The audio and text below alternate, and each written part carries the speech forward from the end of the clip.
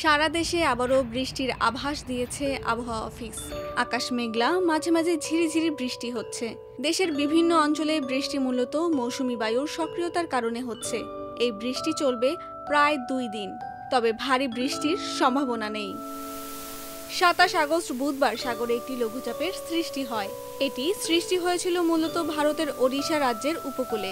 পরে এটি ওড়িশা থেকেও ছত্তিশগড়ের দিকে চলে যায় এবং সেখানে গিয়ে আরও দুর্বল হয়ে পড়ে। এই লঘুচাপের কারণে বাংলাদেশের উপকূলে বৃষ্টি হওয়ার সম্ভাবনার কথা আগে থেকেই বলেছিলেন আবহাওয়াবিদেরা। তবে শেষ পর্যন্ত এর তেমন কোনো প্রভাবই বাংলাদেশের উপকূলে পড়েনি। এদিকে 28 আগস্ট বৃহস্পতিবার থেকেই দেশের বিভিন্ন স্থানে বৃষ্টি হয়েছে, কিন্তু এর পরিমাণ ছিল অনেক কম। আর পাশাপাশি ছিল ভ্যাপসা গরম। বাতাসে প্রচুর আর্দ্রতা থাকার কারণেই গরম এমন অসহনীয় ছিল। 30 আগস্ট শনিবার দুপুরের পর থেকেই বিভিন্ন স্থানে আকাশ মেঘলা হতে শুরু করে।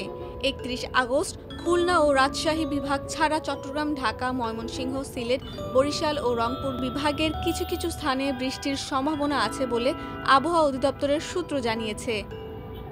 এছাড়া সোমবার এবং পরের দিন মঙ্গলবার এই বৃষ্টি থাকতে পারে। এ সময় রাজধানীর আকাশও মেঘলা থাকতে পারে, তবে এটা ঠিক যে এ সময় ভারী বৃষ্টির সম্ভাবনা কম।